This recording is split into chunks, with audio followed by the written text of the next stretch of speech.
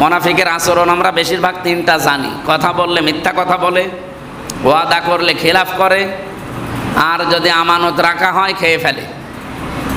4 নাম্বারটা কি? আর আপনি জান্নাত যাবেন বলে আশা করে বসে আছেন। আপনার পেছনে যে থাকবে সেও তো জাহান্নামে যাবে, আপনি তো যাবেনই। এই জন্য ইসলাম যতদিন না আসে এই পরিস্থিতির মোকাবেলা করা সম্ভব না। শুধু ওয়াজ করে এটা হয় না। ইসলাম আসলে পৃথিবীতে কেউ অন্যায় বিচারের সম্মুখীন হবে না। আমান হাকামা বিহি আদালা, আমান আমিলা বিহি উজিরা। নবীজি বলেন, এই পৃথিবীতে যারা কোরআন দিয়ে বিচার ফায়সাল্লা করতে পারে তারা শুধু ন্যায় বিচার পায় এবং ন্যায় বিচার করতে পারে। আর 54 বছরে কি আমরা কোরআনের বিচার পেয়েছি? বলেন বলেন। কারণ ওই চরিত্র থাকলে নবীজির 71 বারের দোয়া কবুল হয়নি, আমার 71 না 1000 বারের দোয়া কবুল হবে। এই জন্য আমাদের সাবধান হওয়া দরকার। রাজনৈতিক জীবন এটা খেলাধুলা না। আপনি যার তার আদর্শ মানতে পারেন না।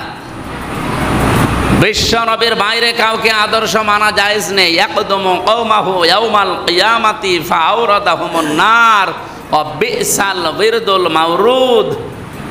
সূরা হুদের 98 নম্বর আয়াত, 12 নম্বর পারা, 12 নম্বর পৃষ্ঠার 1ম নম্বর লাইনে আছে। ফি জিলালিল কোরআনে পাবেন তাফসীর।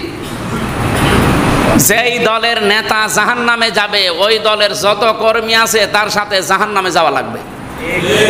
এটা যদি কেউ রাজনীতি মনে করে খালি নামাজ পড়ে রোজা রেখে জান্নাতে যাবেন, যার আদর্শ মানেন সে যদি জাহান্নামে যায়। এখানে যদিও ফেরাউন সম্পর্কে আল্লাহ কাহিনী দিয়েছেন। কোন সূরা বললাম? আপনারা এখনই যদি খেয়ে ফেলেন তো সাতামই বলি করবো কি? সূরা হুদ, একটা নবীর নাম। সূরা হুদ 12 নম্বর পারা, 12 নম্বর পৃষ্ঠা, 1ম নম্বর লাইনের 98 নম্বর আয়াত। ইবনে কাসির ফি জিলালিল কোরআন। আমি যত তাফসীর দেখেছি সব মুফাসসির এইভাবেই লিখেছে। বাড়ি যেয়ে মিলিয়ে দেখেন। যেই দলের নেতা জাহান্নামে যাবে ওই দলের যত কর্মী আছে তার সাথে জাহান্নামে যাওয়া লাগবে। এখন বাংলাদেশের সাথে আয়াতটা মিলিয়ে আপনি নিজেই বলেন, আপনি যার পেছনে ঘোরেন ওকে কি আল্লাহ জান্নাত দেবে বলে আপনার মনে হয়? অবশ্যই ক্ষতিগ্রস্ত হয়ে গেছে ওই মানুষগুলো যারা আল্লাহর সাথে সাক্ষাৎ করা লাগবে এটা বিশ্বাস করে না। আল্লাহর সাথে সাক্ষাৎ হবে এই বিশ্বাস যদি পুঙ্খানুপুঙ্খানু 100 ভাগ আমাদের ভেতরে তৈরি হয়, তার দ্বারা সত্যি করে বলেন তো কোনো অন্যায় কাজ করা সম্ভব? আমরা বিশ্বাস আউযু বিল্লাহি মিনাশ শাইতানির রাজীম। বিসমিল্লাহির রহমানির রহিম।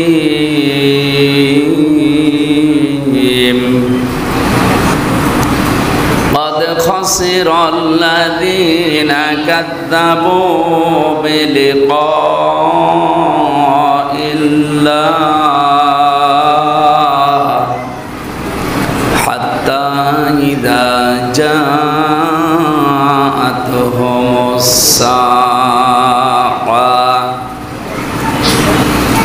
حتى إذا جاءتهم الساعة بغتة قالوا يا حسرتنا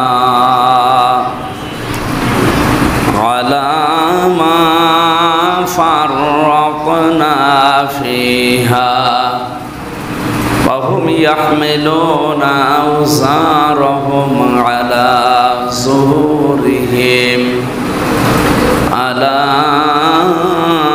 ساء ما يزرون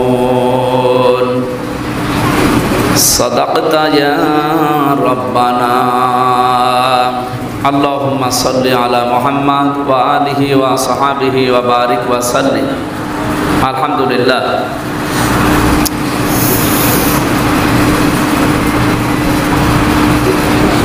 পবিত্র জুমার দিন আজানের সাথে সাথে আল্লাহর ঘর মসজিদে আমরা নামাজের উদ্দেশ্যে আসতে পেরেছি।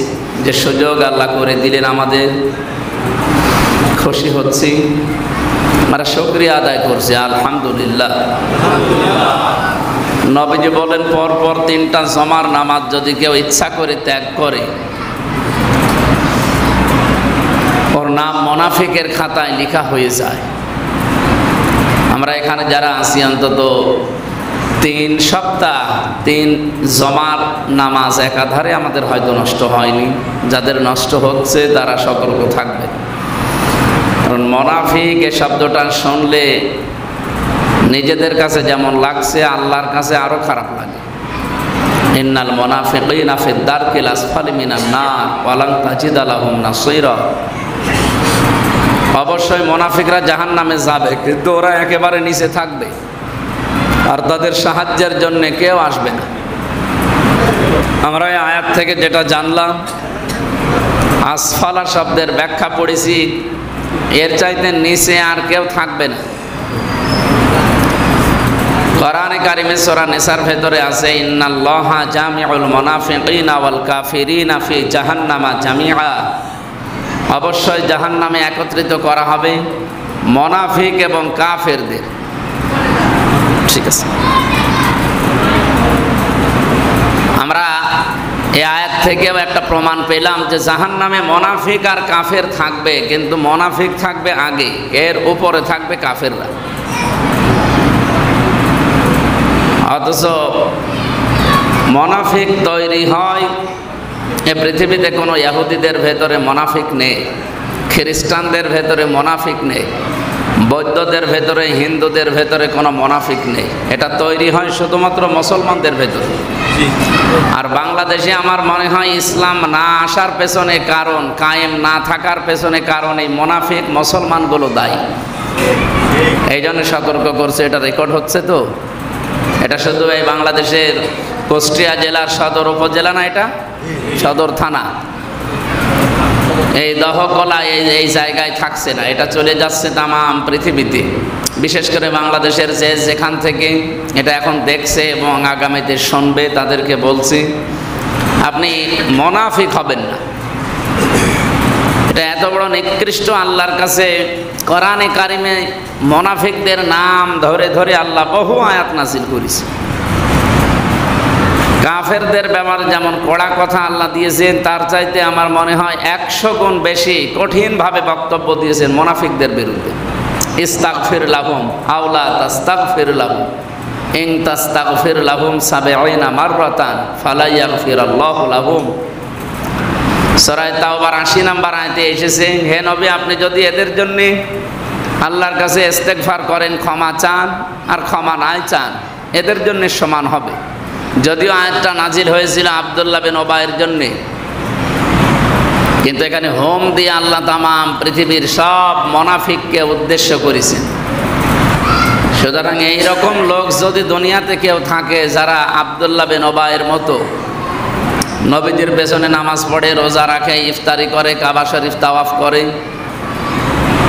নবীজির মতো মাথা থেকে পা পর্যন্ত পোশাক আশাক সরাত সিরাত সব ঠিক ছিল, কিন্তু প্র্যাকটিক্যাল লাইফে শুধু রাজনৈতিক জীবনে নবীজিকেও মানত না। গোপনে ওর আদর্শ ছিল আবু জেহেল। বাংলাদেশে আজ বহু মুসলমান এরকম আছে, নামাজ রোজা কালেমা মাথার চুল থেকে পা পর্যন্ত নবীজির আদর্শ সবগুলো পাওয়া যায়, কিন্তু রাজনৈতিক জীবনে যেও আর তখন রসুলের আদর্শটা মানে না, তখন মানে অন্য কাউকে। এই জন্য আল্লাহ এখানে হোম দিয়েছেন।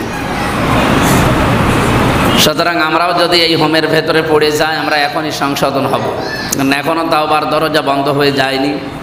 যদি একবার বন্ধ হয়ে যায়, আপনার মৃত্যুর গড়গড়ানি শুরু হয়ে যায়, তখন আর তাওবা করলেও কবুল হবে না।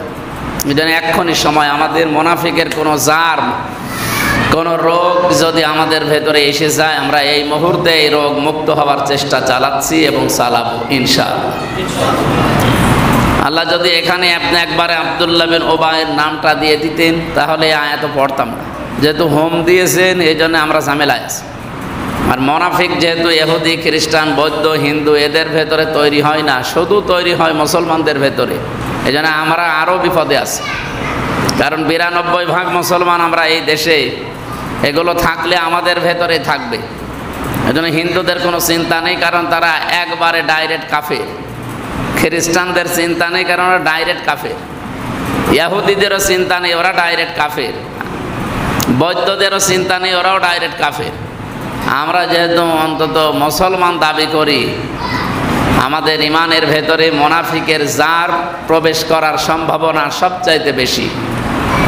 খলিফাতুল মুসলিমিন হযরত ওমর রাদিয়াল্লাহু তাআলা আনহু মাঝে মাঝে হুযায়ফা তুগলুল ইয়ামিন রাদিয়াল্লাহু তাআলা আনহু,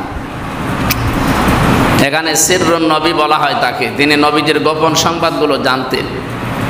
বিশ্বনবীর এই সাহাবীকে মাঝে মাঝে ডাক দিয়ে বলতেন, হুযায়ফা, নবীজি ইন্তেকালের আগে তোমার কাছে মুনাফিকের একটা লিস্ট দিয়েছিল, দেখো তো ওই লিস্টের ভেতরে আমার নামটা আছে কিনা।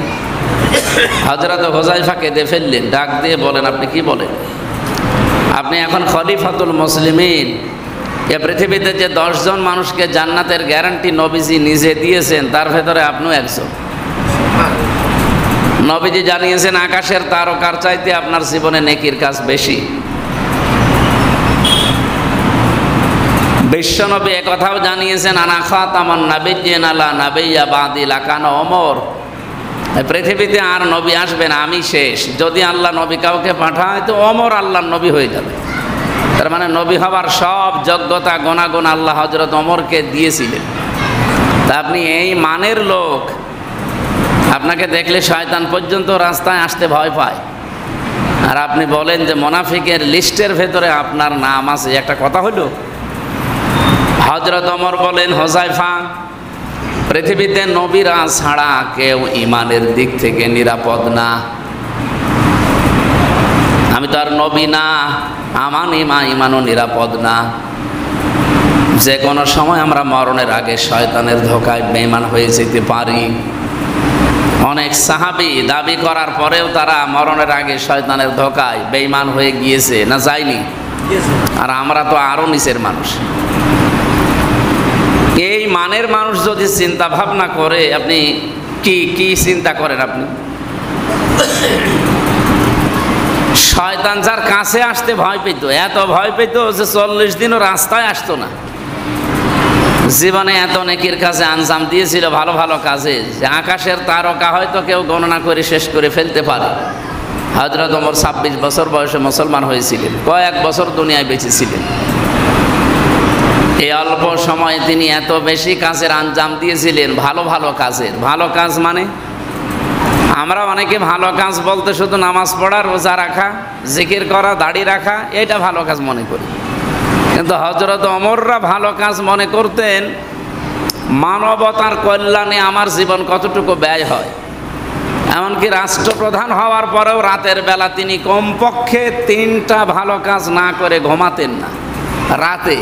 আর দিনেরটা তো বাদই দিলাম, যে রাতে একেবারেই কোনো কাজ করেননি সেই রাতের একটা কাজ ওনার পড়া জীবনী পড়বেন। লাকাদ কানা ফি কাসাসিহিম ইবরাতুল লিউলিল আলবাব বা আবসার, তোমরা যারা জ্ঞানী চক্ষুষ্মান তাদের জন্য আমার নবীর সাহাবীদের ভেতরে, তাদের জীবন আদর্শের ভেতরে অনেক শিক্ষা আছে। আমি এই ঘটনা পড়ার পর একটা শিক্ষা পেয়েছি। বাংলাদেশে এখন 1628 জন মানুষ মেন দায়িত্বে আছে, আর আশেপাশে সব মিলে প্রায় 32,000 মানুষের উপরে হবে। সারা বাংলাদেশে সব মিলে ছোটোখাটো বিষয় থেকে একেবারে আন্তর্জাতিক পর্যন্ত প্রায় 32,000-এর উপরে মানুষ দায়িত্ব পালন করছে। 18 কোটি মানুষের, কত? 18 কোটি মানুষ আমরা, 32,000-এর উপরে শুধু দায়িত্বশীল আছে। একেবারে এই ইউনিয়ন পরিষদের যিনি দারোয়ান আছে এখান থেকে শুরু করে যারা দায়িত্বে, এই মানুষগুলোর জীবন আমি মাঝে মাঝে মিলিয়ে দেখেছি। হযরত ওমর সারা জীবন যা করেছিলেন সব বাদ, শুধু এই এক রাতের একটা কাজ যদি আমরা কেউ করতে পারতাম জীবনে।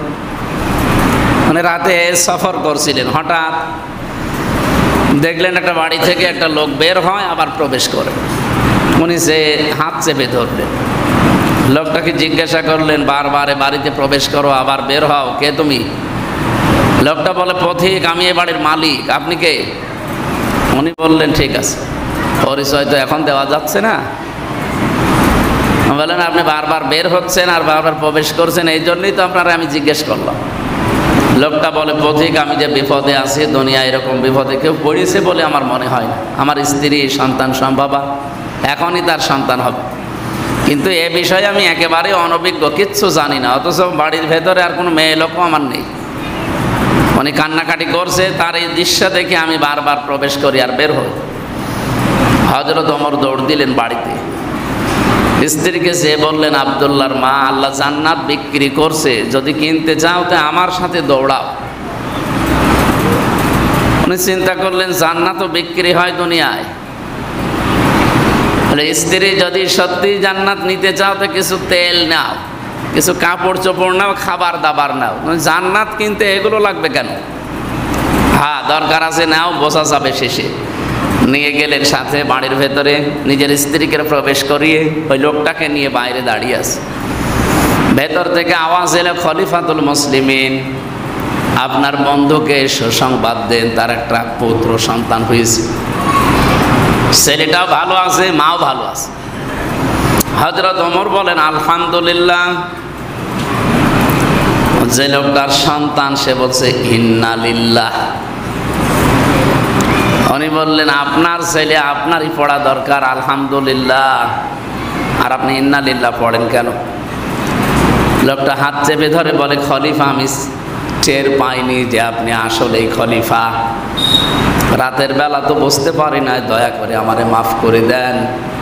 হযরত ওমর ওই দিন বলেছিলেন, আপনি যে বিপদে আছেন, এ বিপদে তো আপনার দেখা দেখি আমি এসেছি, আপনার এই বিপদে দেখার আগেই আমি এসে খোঁজ নিতে পারি নাই, এই জন্য আমারে আসামি করবেন না। লোকটা বাড়ি থেকে বের হয়ে কিছু টাকা বা দেরহাম হযরত ওমরের হাতে দিয়ে বললেন, রাতের বেলা আপনি যে মেয়ে লোকটা নিয়ে এসেছিলেন, এই নার্সকে, এই সেবিকাকে বা এই ধাত্রীকে আপনি দিয়ে দেবেন। হযরত ওমর বললেন, টাকা দেওয়া লাগবে না। রাতের বেলা আপনার স্ত্রীর খেদমত করার জন্য যে মেয়ে লোকটা নিয়ে এসেছি, ওটা পেশাদার নার্স না, ওটা সেবিকা না, ওটা কোনো ধাত্রীও না, ওটা আমার নিজের স্ত্রী, ও টাকা নেবে না, আপনার টাকা আপনি রেখে দেন। বাংলাদেশে কোনো মেম্বার, চেয়ারম্যান, উপজেলা চেয়ারম্যান, মেয়র, এমপি, মন্ত্রী তো বাদই দিলাম, এরকম পর্যায়েও কেউ এই চরিত্র আজও দেখাতে পেরেছে? এই মানের মানুষ ছিলেন হযরত ওমর। তিনি ভালো কাজ বলতে এইটা বুঝতেন যে নিজের স্ত্রী প্রেসিডেন্ট, তিনি নিজের স্ত্রীকে দিয়ে একটা গরিব মানুষের স্ত্রীর ধাত্রীর কাজ পর্যন্ত করিয়েছেন, সেবিকা, নার্সের। এই ভালো কাজের কারণে আল্লাহ তার মর্যাদা এত বাড়িয়েছেন, আকাশের তারকা হয়তো আপনি গণনা করে একদিন শেষ করে ফেলবেন, কিন্তু ওনার এই সমস্ত কাজের জন্য আল্লাহ যত নেকি দিয়েছেন, কিয়ামত পর্যন্ত ওনার নেকি গণে কেউ শেষ করতে পারবে না। ভালো কাজ কোনটা আমি হালকা টাচ দিলাম, বোঝা গেছে? শুধুমাত্র নামাজ পড়া, রোজা রাখা, টুপি মাথায় দেওয়া কি ভালো কাজ? ওনাদের দৃষ্টিতে, সাহাবা একরাম যারা জান্নাতের গ্যারান্টি পেয়েছে, তাদের দৃষ্টিতে ভালো কাজ ছিল এইগুলো। আজ বাংলাদেশে সবাই যদি আমরা ভালো কাজকে এইভাবে গ্রহণ করতে পারতাম, এই দেশে কেউ না খেয়ে থাকার মতো, কেউ অভাবে থাকার মতো। আমরা ভালো কাজই বুঝি না। সম্মানিত মুসল্লি ইকরাম, এই মানের মানুষ যদি চিন্তা করে যে আমার নাম আবার মুনাফিকের লিস্টে আছে নাকি, আমাদের কি চিন্তা ভাবনা করার কোনো দরকার নেই। এই জন্য যেহেতু আয়াতের মাঝে হোম শব্দটা আছে, আমরা এখন চিন্তায় আছি। যারা আমরা কোরআন পড়ি, বুঝি, সত্যিই আমরা এখন চিন্তিত যে আল্লাহ, ওনার মতো মানুষ যদি এই চিন্তা করতে পারে, তা আমি মুনাফিক হয়ে যাব 1 আর 2। আর মুনাফিক মারা গেলে জাহান্নামের উপরে থাকবে না নিচে থাকবে? একেবারে নিচে। আবু জেহেল কাফের ছিল না মুনাফিক ছিল? বলেন বলেন। ফেরাউন কাফের ছিল না মুনাফিক ছিল? কাফের। তারা আবু জেহেল, ফেরাউন জাহান্নামে যেখানে থাকবে, তার চাইতেও নিচে থাকবে মুনাফিকরা। আর এটা তৈরি হয় শুধুমাত্র মুসলমানদের ভেতরে। এখন যদি আপনারা জিজ্ঞাসা করে কেউ যে আমি ইহুদি দেখতে চাই, কোথায় গেলে ইহুদি পাওয়া যায়, কেমন দেখতে ওদের? ইহুদিদের দেখতে কি আমাদের মতোই নাকি? আমাদের মতোই, কিন্তু ওদের দাড়ি গোঁফ সমান সমান। আমি দেখেছি বাইরের রাষ্ট্রগুলোতে ইহুদিদের সাথে দেখা হলে ওরা দাড়ি গোঁফ কাটে খুব কম, আর যেগুলো ক্লিন শেভ ওগুলো আলাদা। একটু ধর্মীয় লাইনে ওদের ভেতরে যারা আছে এগুলো কাটতে চায় না, আল্লাহ রাস্তায় সব ছেড়ে দিয়ে রেখেছে। এখন আপনাকে ইহুদি দেখাতে হলে ইসরায়েলে পাঠানো লাগবে, ইহুদি খালি পাবেন, শুধু ইহুদি আছে। যদি বলে আমি খ্রিস্টান দেখবো, আপনি আমেরিকায় যাবেন খ্রিস্টান পাবেন, যে বৌদ্ধ দেখবো, জাপানে যান বৌদ্ধ পাবেন শুধু, আর মায়ানমারে যান বৌদ্ধ পাবেন। মানে হিন্দু দেখবো, পাশের রাষ্ট্রে গেলেই হিন্দু দেখা যাবে, দেখা যাবে না? যদি ওই লোকটা বলে যে সবার নিচে থাকবে মোনাফিক, আমি মোনাফিক দেখবো, কোন দেশে পাঠাবে? বাংলাদেশ। কারণ এই দেশে 92% মুসলমান, এখানে মোনাফিকও বেশি। কারণ মোনাফিক ইহুদি, খ্রিস্টান, বৌদ্ধ, হিন্দু, মাজুসি এদের ভেতরে তৈরি হয়নি, হবেও না। নবীজি বলেন এটা শুধুমাত্র তৈরি হবে মুসলমানদের ভেতরে। আর যেহেতু আমরা 92% মুসলমান এই দেশে, সুতরাং এইটা সবচাইতে বেশি বাংলাদেশে। মোনাফিকদের যতগুলো আচরণ আছে তার ভেতরে আমরা 4টা বেশি পেয়েছি। 1 নম্বরে ইদা হাদ্দাসা কাযাবা ওয়া ইদা ওয়াদা আখলাফা ওয়া ইদা আতুমিনা খান। আরেকটা আছে, আমি বলছি, মোনাফিক কথা বললেই মিথ্যা কথা বলে। মিথ্যা কথা বলা মানুষ বাংলাদেশে বেশি না অন্য দেশে বেশি? এই দেশে বেশি। 2 নম্বরে তারা যদি কোনো বিষয়ের ওয়াদা করে ঠিক, কিন্তু ঠিক রাখে না, সেইটাও বাংলাদেশে বেশি। 3 নম্বরে তাদের কাছে কোনো কিছু যদি আমানত থাকে ওইটা সে খেয়ে ফেলে। আমি এই যে মনে হয় কিছুদিন 1.5-2 মাস আগে হবে মালয়েশিয়া ছিলাম, ওখানে যে বিশ্ববিদ্যালয়ে পিএইচডি করার জন্য গিয়েছিলাম, ইসলামিক ইউনিভার্সিটি, এটা আন্তর্জাতিক যেটা, ওইটাই ভেতর দিয়ে ঘুরছিলাম। বিশাল এরিয়া, আমাদের কুষ্টিয়া ভার্সিটির চাইতে কমপক্ষে 20 ডবল হবে, এত বড়। তো ওখানে যে সমস্ত হোস্টেলগুলো আছে মেয়েদের, পুরো ছেলেদের, এই হোস্টেলের পাশ দিয়ে যাওয়া আসা করছিলাম, একটা মোবাইল ধরেন পড়ে আছে। ওই দেশে যিনি থাকে আমারও বলছে, হুজুর এই রাস্তা দিয়ে যদি শুধু বাংলাদেশের লোক আর ভারতের লোক না যায়, তাহলে মোবাইল কিয়ামত পর্যন্ত এখানে পড়ে থাকবে, কেউ নেবে না। কিন্তু বাংলাদেশের আর ভারতের ছেলে মেয়েরা যদি রাস্তা দিয়ে কেউ যায়, ও গায়েব করে ফেলবে। এই কথাটা বললে আমার সম্মান কি বাড়লো না কমলো? আমার এই কথা দিয়ে আমারই বাস দিল যে এই পৃথিবীতে 257টা দেশ আছে, আর 120টা দেশের ছেলে মেয়েরা এখানে পড়ে। শুধুমাত্র বাংলাদেশের আর ভারতের কিছু ছেলে মেয়েরা যদি এই রাস্তা দিয়ে যায়, তাহলে এ মোবাইল আর থাকবে না। তো অন্য কোনো দেশের ছেলে মেয়েরা যদি সারাদিন সারা রাত এই রাস্তা দিয়ে যায়, মোবাইল পড়ে আছে, থাকবে, কেউ নেবে না। চরিত্র আমাদের ওই হিন্দু, খ্রিস্টান, বৌদ্ধ 120টা দেশের ছেলে মেয়ে সব কি মুসলমান? বলেন বলেন, কত দেশের ছেলে মেয়েরা সেখানে আছে, কত জাতির লোক, কিন্তু শুধুমাত্র নিরাপদ নয় জিনিসটা কাদের কাছে? আমরা যারা মুসলিম তাদের কাছে। এজন্য আমাদের এখনই সংশোধন হওয়া দরকার। আমাদের ভেতরে মুনাফিক সবচাইতে বেশি। আল্লাহ তুমি আমাদের হেফাজত করো। এদের জন্য ক্ষমা চাইলেও যা, না চাইলেও তা। এমনকি নবী আপনি যদি এই মুনাফিকের জন্যে, শুধু মুনাফিকের জন্য যদি বলতেন হয়ে যেত না, মুনাফিকদের জন্য 70 মাররাতান ফালাই ইয়াগফিরাল্লাহু লাহুম। এই হোম মানে আমরা সবাই। আপনি যদি এই মুনাফিকদের জন্য 70 বার ক্ষমা চান, আল্লাহ মাফ করবে না। এই লোকটার জন্য যখন আয়াতটা নাজিল হয়, আব্দুল্লাহ বিন উবাই, নবীজি ওর জানাজা পর্যন্ত দাঁড়িয়েছিলেন। জানাজার নামাজ পড়ানোর জন্য তিনি দাঁড়িয়েছেন, কাতার সোজা করে 22 জন সাহাবী সবাই দাঁড়িয়েছে, শুধু একজন বসেছিল, হযরত ওমর। বলছে না, আমি জানাজা পড়বো না। 22 জন দাঁড়িয়েছে, সাহাবায়ে কেরাম, নবীজি নিজে ইমাম। সঙ্গে সঙ্গে জিবরাইল আলাইহিস সালাম মনে করলেন নবীজি তো নামাজ আরম্ভ করে দেবে। আর এই যে জানাজার নামাজ মানে কি?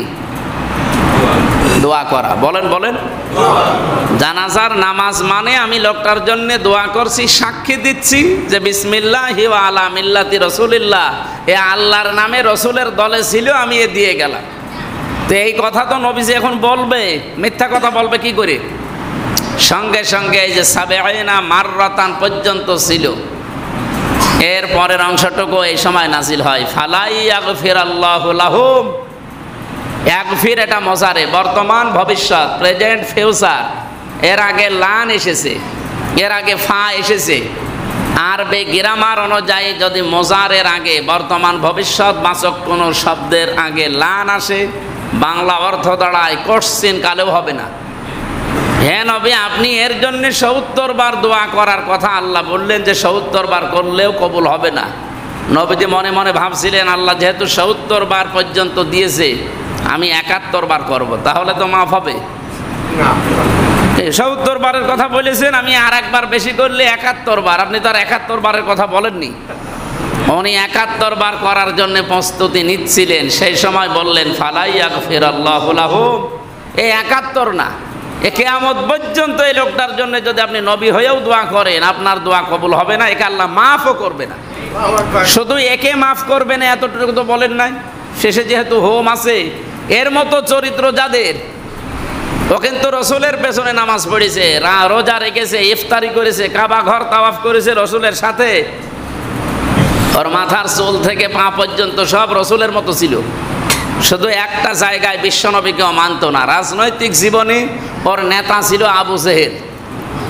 বাংলাদেশে আপনি এই হাদিসটা, এই আয়াতটা এখন মিলিয়ে দেখেন তো, জান্নাত কিসের জান্নাত? আপনি জাহান্নাম পাবেন কিনা তাও তো সন্দেহ।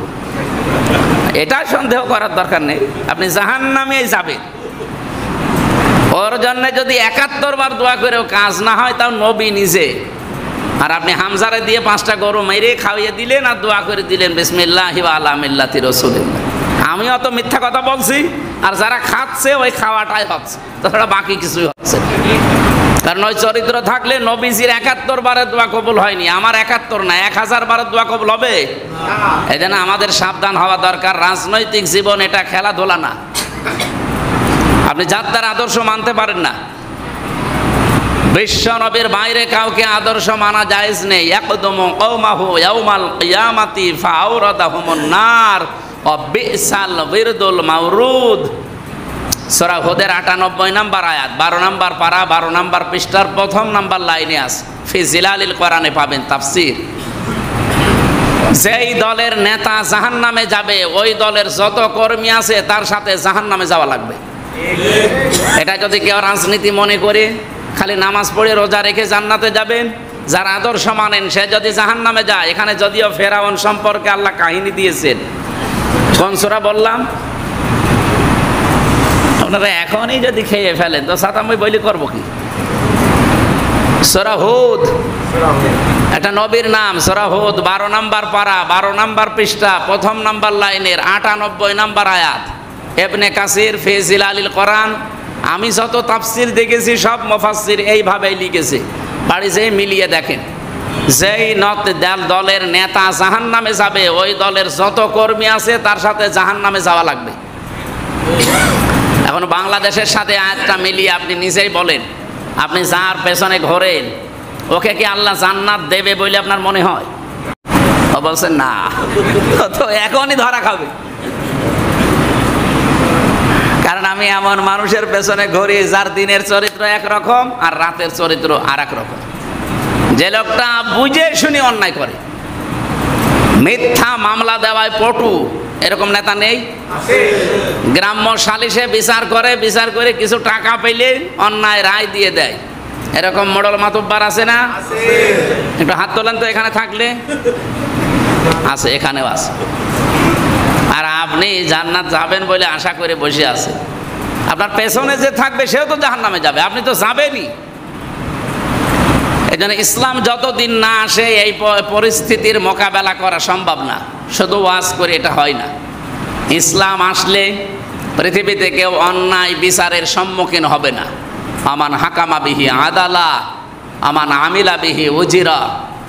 নবীজি বলেন, এই পৃথিবীতে যারা কোরআন দিয়ে বিচার ফায়সাল্লা করতে পারে তারা শুধু ন্যায় বিচার পায় এবং ন্যায় বিচার করতে পারে। আর ৫৪ বছরে কি আমরা কোরআনের বিচার পেয়েছি? বলেন পাইনি। এই কারণে আমরা এই দেশে এখন অবিচারের সম্মুখীন হচ্ছে বেশি। এখনো যেহেতু কোরআনের বিচার ব্যবস্থা কায়েম হয়নি, এখনো অবিচার নেই। যে অন্যায় করেছে সেও মামলা খাচ্ছে, এখন যে করে নাই সেও খাচ্ছে। মাঝখান থেকে এক প্রকার মানুষের আঙ্গুল ফুলে কলা গাছ হওয়া এখনো বন্ধ হয়নি, তাদের আঙ্গুল ফুলে কলা গাছ হয়েই যাচ্ছে। না, যে অন্যায় করেছে প্রকৃত দোষী, আপনি তার দোষের জন্যে তার যে শাস্তি হওয়া দরকার ওটা আইনের মাধ্যমে দেন। কিন্তু নিরপরাধ কোনো মানুষকে যদি আপনি বিপদে ফেলে দেন, একটা বিপদে ফেলবেন তাকে, আপনাকে আল্লাহ দুনিয়া আখেরাত মিলে কমপক্ষে 70টা বিপদে ফেলবে। এটা হিসাব নিকাশ করে চালান। এই 15.5 বছর অনেকে উল্টাপাল্টা চালিয়েছে, এক একটা অবিচারের কারণে এখন তাদের 70টা দুর্ভোগ দুনিয়া আখেরাতে ভোগ করা লাগবে। আপনি যদি শিক্ষা না নিয়ে ওদের মতো চলতে থাকেন, আপনার জীবনেও আল্লাহ যে এরকম কালো পাহাড় নামিয়ে দেবে, তখন কি এটা সরাবে কে? কাউকে পাবেন না। এই জন্য আমার তেলাওয়াত কিন্তু আয়াত যেটা, আমরা যেহেতু মুনাফিকের এই জাম থেকে মুক্ত হওয়ার জন্যে একটু কথা বলার চেষ্টা করছিলাম, আল্লাহ আমাদেরকে যেন মুনাফিকের কোনো ধরনের জাত থাকলে ভেতর থেকে পরিষ্কার করে দেন। 4 নম্বরে মুনাফিকেরটা আমরা বলতে চাই না অনেকে, এটাও আছে হাদিসে। মুনাফিকের আচরণ আমরা বেশিরভাগ 3টা জানি। কথা বললে মিথ্যা কথা বলে, ওয়াদা করলে খেলাফ করে, আর যদি আমানত রাখা হয় খেয়ে ফেলে। 4 নম্বরটা কি? কারোর সাথে যদি ঝগড়া হয় গালি দেয়। এই এলাকায় গালিগালাজ আছে? আছে মানে 1 মিনিটে মনে হয় 60টা গালি দেয়। আমি সেদিন ওই বরফ বিক্রেতা যে আইসক্রিম বিক্রি করে, আমার মনে হয় কোন 2 মহিলা ঝগড়া করেছে, এত গালি দিচ্ছে এই কল থেকে ওই কল থেকে, ও রেকর্ড করিস করে এই মাইকে ছেড়ে দিস। 1, 2, 3 মিনিট একাধারে গালি চলতেই আছে। আমি মনে করি আল্লাহ একে বই দেখে মুখস্থ করিস, আইরে গালি। আশ্চর্য লাগে, মুরব্বী মানুষ, এরকম দাড়িওয়ালা মানুষ, আমার মতো বয়সের ছেলে আছে মেয়ে আছে, এরকম ছেলে মেয়ের সামনে তার মাকে বসে বসে গালি দেয়। এরকম মুরব্বী খাটাস নেই? আপনার লজ্জা করে না? ওই ছেলে যদি এখন আপনার 2টা দিয়ে দেয়, আপনি যে তার মাকে গালি দিচ্ছেন যে কোনো কারণেই হোক, ওই ছেলে আর মেয়ে মিলে যদি আপনাকে এখন 2 থাপ্পড় দেয়, দোষ তো হবে ছেলের, কিন্তু আপনি কাজটা কি করলেন? এই জন্য আমরা কথা বললেই ঝগড়া হলে যেন গালিগালাজ না করি, এই খুব কঠিন বিষয়। যদিও বলতে আমার কাছেও সহজ মনে হচ্ছে, কিন্তু কন্ট্রোল করা ওই সময় বড় কঠিন। আমি সহ যারা এসেছি আমরা যেন ওই সময় নিজেকে কন্ট্রোল করতে পারি, বলেন আমিন। আমার তেলাওয়াত আনআম 31 নম্বর আয়াত। আল্লাহ রাব্বুল আলামিন বলেন, ক্বাদ খাসিরাল্লাযীনা কাযযাবু বিলিকাইল্লাহ, অবশ্যই ক্ষতিগ্রস্ত হয়ে গেছে ওই মানুষগুলো যারা আল্লাহর সাথে সাক্ষাৎ করা লাগবে এটা বিশ্বাস করে না।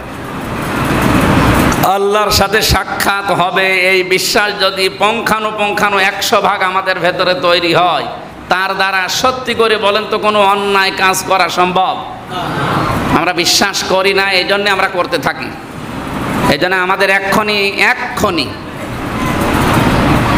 আল্লাহর সাথে সাক্ষাৎ হবে এই বিশ্বাসটা 100 ভাগ দৃঢ় করা দরকার। এটা যার ভেতরে যত বেশি পয়দা হবে, তার জীবন তত বেশি পরিচ্ছন্ন হবে। খলিফাতুল মুসলিমিন হযরত ওমরের নাম বারবারে আসে, কারণ তিনি এত বেশি দেখিয়েছেন আখিরাতের এই বিষয়টা। তিনি বলেন, আমি ইন্তেকালের প্রায় 12 বছর পর, এটা হাদিস বর্ণনা করেছেন তার সন্তান, যদিও হাদিসের সনদ মতন নিয়ে মতভেদ আছে, কিন্তু আমি শিক্ষার জন্য বলছি। বলেন, আমার বাবা ইন্তেকাল করেছে প্রায় 12 বছর হয়ে গেল। 12টা বছর পরে দেখি একবার একটা নদী থেকে সাদা পোশাক পরে উনি আসতেছে, ভেজা কাপড়, গোসল করে। আমি কথাবার্তারা জিজ্ঞাসা করলাম, বাবা যে আপনি এতদিন কোথায় ছিলেন? হযরত ওমর বলেন, দেখো আমি আজ 12 বছর দুনিয়ার জীবন ছেড়ে দিয়েছি, আমি আল্লাহর কাছে ছিলাম। এই 12 বছর শেষ পর্যন্ত মহান আল্লাহ আমাকে মাফ করে দিয়েছে। এখান থেকে কয় কিলো হবে? 7 কিলো।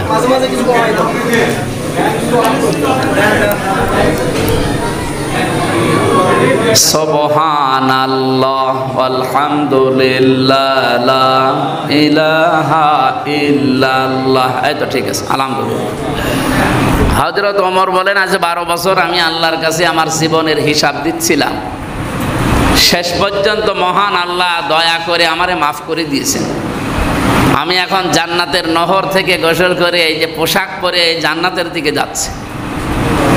সম্মানিত মুসল্লি ইকরাম, বলেন তো নিজের দিকে তাকিয়ে, ওনার যে ফজিলতের কথা এতক্ষণ শুনলেন, জীবনে এরকম কাজ করে আল্লাহর জান্নাতের গ্যারান্টি পেয়েছিলেন জীবিত অবস্থায়, আশারায়ে মুবাশশারা বলা হয় যাদের, তার ভেতরে উনি একজন 2 নম্বরে আছে।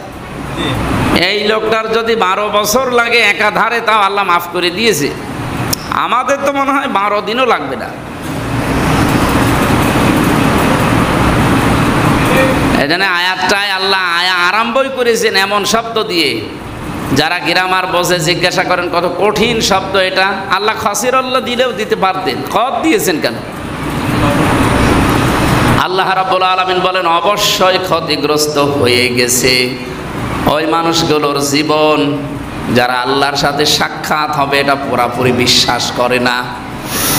হাত্তা ইযা জাআতুহুমুস সাআতু বাগতাতান, হঠাৎ করে যখন তাদের কাছে কিয়ামত চলে আসে। এখানে সাআতুন মানে কিয়ামত হতে পারে, মরণও হতে পারে, 2টা শব্দে অর্থই আছে।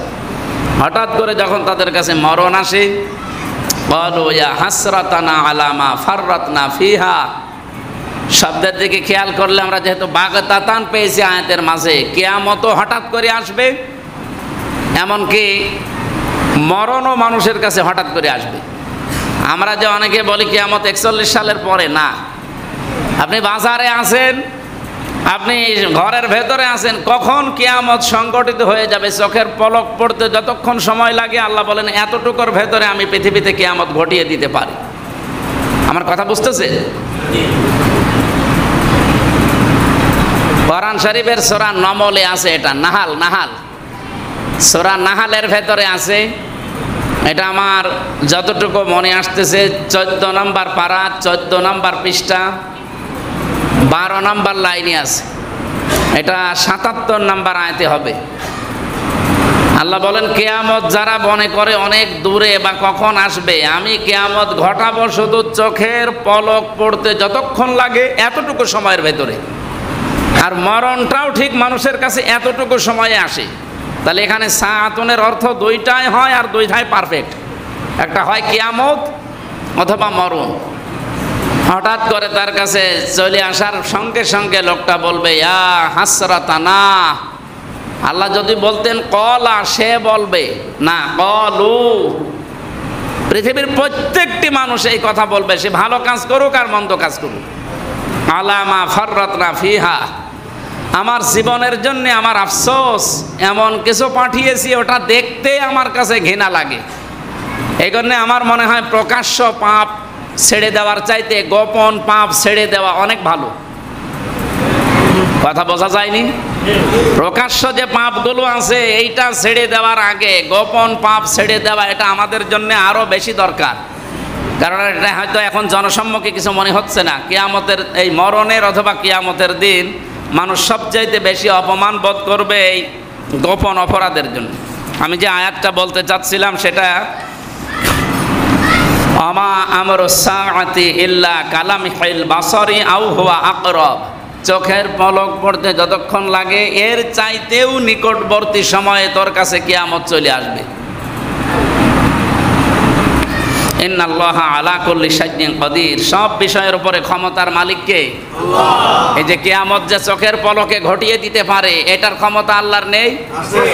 হঠাৎ যেহেতু আপনার কাছে মরণ চলে আসতে পারে, তো হঠাৎ করে কিয়ামতও আসতে পারে। এই জন্য হঠাৎ করে যখন কিয়ামত আসবে অথবা মরণ আসবে, কলু, তার প্রত্যেকে এই কথা বলবে হাসরাতানা, আফসোস, আক্ষেপ, আলা মা ফাররাতনা ফিহা, যা পাঠালাম দুনিয়ার জীবনে এটার জন্য এখন আমার আফসোস লাগে। আহুম ইয়াহমিলুনা আওজারহুম আলা যুহুরিহিম, এই মানুষগুলো মরণের পর থেকেই তাদের পাপের বোঝাগুলো পিঠের উপরে বহন করতেই থাকবে, করতে থাকবে না, করতেই। শব্দের দিকে খেয়াল করে দেখেছেন? ইয়াহমিলুনা, এটা হামালা, ইয়াহমিলু মানে বহন করা। ঝার না দিয়ে আল্লাহ আওজার দিয়েছেন। ঝার মানে বোঝা, আওজার মানে বোঝা সমূহ। এই জন্যে এখান থেকে আমার ভয় হয়, আমার এই 33 বছর বয়সে আমি এখন মারা গেলাম, আমি মনে করেন 33 মন গোনা করেছিলাম এই 33 বছরে। মরণের পরে যদি 33 মন গোনা আমার মাথার উপরে চাপিয়ে দিত আল্লাহ, আমার বিচার শেষ। কিন্তু ইয়াহমিলুনা দিয়ে আবার আওজার দিয়েছেন, এই জায়গায় ঝামেলা আছে। ঝামেলা হচ্ছে তাফসিরে মুফাসসিরিন ইকরাম লিখেছেন, ঝামেলা এই জায়গায় এটা, হয়তো আমি মরে গেলাম এই 33 বছর বয়সে 33 মন গোনা নিয়ে, কিন্তু আমি এমন এমন কাজ দুনিয়ায় রেখে গেলাম যে গোনা এখনো মরে যায়নি, ও জিন্দা আছে। আমি এমন একটা দল তৈরি করলাম, আমি মরে গেছি কিন্তু দল মরে নাই। আমি যেরকম উগ্র ছিলাম ওই দলও ওরম উগ্র, এরকম দল নেই? আমি এমন একটা বই লিখেছি, আমি মরে গেছি কিন্তু বই তো মরে যায়নি। ওই বই পড়ে যত মানুষ খারাপ হবে, ওই বই পড়ে যত সিনেমা তৈরি হবে, নভেল নাটক বানাবে, যত মানুষের চরিত্র খারাপ হবে, ও সব গোনা আমার আমল নামায় যেতেই থাকবে একটা একটা করে। তাহলে আমার গোনা ছিল মরণের সময় মাত্র 33 মন, কিয়ামতে আসতে আসতে 33,000 মন হয়ে যাবে। এরকম জীবন বাংলাদেশে কারো আছে কিনা বলেন তো? আমাদের প্রায় লোকেরই এরকম জীবন। আমরা এই জন্য সাবধান, এমন কোনো কাজ না করে যাই খালি জনে যে সাদগায়ে জারিয়া, সাদগায়ে জারিয়া। আরে ভাই, গোনায়ে জারিয়াও আছে, গোনায়ে জারিয়া যে আছে আমরা অনেকে জানিই না। এই জন্য যে যেখানে আছেন এই মুহূর্ত থেকে শুধু সাদগায়ে জারিয়া করে গেলেই হচ্ছে না, গোনায়ে জারিয়া যাতে বন্ধ হয় সেই ব্যবস্থা করা লাগবে। কিয়ামতের ময়দানে ফেরেশতারা তখন বলবে আলা সামা ইয়াসিরুন, কত নিকৃষ্ট বোঝায় হামজা বহন করে নিয়ে যাচ্ছে, বলেন নাউজুবিল্লাহ। এখন সম্মান দিয়ে 50টা মোটরসাইকেল নিয়ে আপনারা নিয়ে আসলেন, কিয়ামতের দিন ওইভাবে যদি ফেরেশতারা অপমান করে, এই 50টা কেন 50,000 মোটরসাইকেল দিয়ে কি হবে আমার? আমি এই পর্যন্ত তেলাওয়াত করেছিলাম, এরপরে যে কথাগুলো ছিল, আমাল হায়াতুদ দুনিয়া ইল্লা লাইবু ওয়া লাহবু ওয়া লাদ-দারুল আখিরাতু লিল্লাযিনা ইয়াত্তাকুন খায়রুল লিল্লাযিনা ইয়াত্তাকুন আফালা ইয়াত্তাকুন। আমরা আফালা তাকিলুন, আমরা মনে হয় আর সামনে যেতে পারছি না, এখন 22 বাজে, নামাজে এখনই শুরু করা লাগবে, আরও কাজ আছে। তো যতক্ষণ পড়েছিলাম হালকা কিছু ব্যাখ্যা বলেছি। আল্লাহ আয়াতের মূল শিক্ষা, আমরা সাদগায়ে জারিয়া শুধু মনে করে আনন্দে আছি, গোনায়ে জারিয়া আছে আমরা যেহেতু জানি না, গোনায়ে জারিয়াও আছে, ওইগুলো যেন আমরা বন্ধ করতে পারি। যতটুকু অপরাধ করে যাচ্ছি দুনিয়ার ময়দানে যেন মিটিয়ে একেবারে ফ্রেশ হয়ে আল্লাহর কাছে যেতে পারি, ওই রকম বুঝ আল্লাহ আমাদের সবাইকে দান করে।